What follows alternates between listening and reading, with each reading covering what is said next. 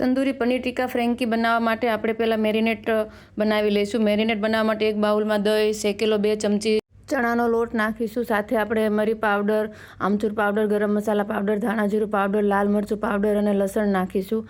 અદરક આપણે ખમણીને નાખીશું. કોથમીર, મીઠું અને કસૂરી મેથી નાખીને આપણે બધું સરખી રીતે મિક્સ કરીશું. અહીં આપણું મેરિનેટ એકદમ બનીને તૈયાર થઈ ગયું છે. હવે આપણે લારી જેવો ટેસ્ટ લાવવા માટે આપણે એમાં 2 ચમચા જેટલું તેલ ગરમ કરીને નાખીશું. અહીંયા મેં ચૂલા ઉપર એટલે કે ગેસના ચૂલા ઉપર કોલસા સળગાવવા માટે તૈયાર કરવા મૂકી દીધા હતા. તો આપણે તેલ ગરમ થઈ ગયું છે એ નાખીશું અને એના અંદર આપણે જે વેજીટેબલ્સ કટ કર્યા હતા એ નાખીશું. તેલ નાખ્યા પછી બધું સરખી રીતે મિક્સ કરીશું અને કેપ્સિકમ, ટોમેટો અને ઓનિયન મેં સરખા એવા મોટા પીસમાં કટ કરી લીધા છે એ આપણે સરખી રીતે અંદર મિક્સ કરીશું. મેરિનેટવાળા આપણે કરીને તૈયાર રાખીશું. અને હવે આપણે એક સ્ટીકની અંદર પહેલાં મેં અહીંયા મશરૂમનો એક સ્લાઇસ, મોટી એવી સ્લાઇસ લીધી છે. એના અંદર આપણે ટોમેટોની સ્લાઇસ, કેપ્સિકમની સ્લાઇસ, કાંદાની સ્લાઇસ અને એક પનીરની સ્લાઇસ નાખીશું. આવી રીતે આપણે બધું જ તે સરખી રીતે સ્ટીકમાં આપણે એડ કરતા જઈશું ને એક પનીર ટિક્કાની સ્ટીક બનાવીને રેડી કરીશું. અને જે કોલસા આપણે તૈયાર કર્યા હતા ગેસ ઉપર એના ઉપર આપણે શેકવા મૂકીશું. ઉપરથી થોડું ઘી નાખતા જઈશું જેથી કરીને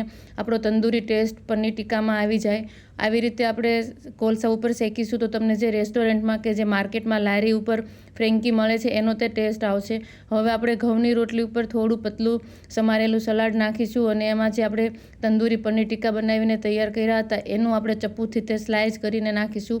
ઉપરથી આપણે મેયોનીઝ અને ચીઝ ખમણીને નાખવાની છે. અને ટોમેટો સોસ જો તમને ખાવાનો પસંદ હોય તો તમે નાખી શકો છો, નકર સ્કીપ પણ કરી શકો છો. સરખી રીતે આપણે ફ્રેન્કીનો રોલ બનાવીશું અને થોડું ઘી નાખીને ગરમ લોઢીમાં આપણે શેકી લેવાની છે. આ ફ્રેન્કી બનાવતા થોડો ટાઈમ લાગે છે પણ જેટલો ટાઈમ લાગે છે એનાથી પણ વધારે આપણને ટેસ્ટ મળે છે.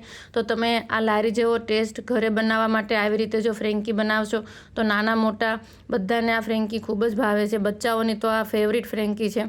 તમારે જો તંદૂરી પનીર બનાવવું હોય તો તમે સેમ આ તે રીતથી પનીર પણ બનાવી શકો છો અને રેસ્ટોરન્ટ જેવું પનીર તમે ઘરે બનાવીને ખાઈ શકો છો. જરૂરથી તમે એક વખત આવી રીતે ફ્રેન્કી બનાવવાની ટ્રાય કરો.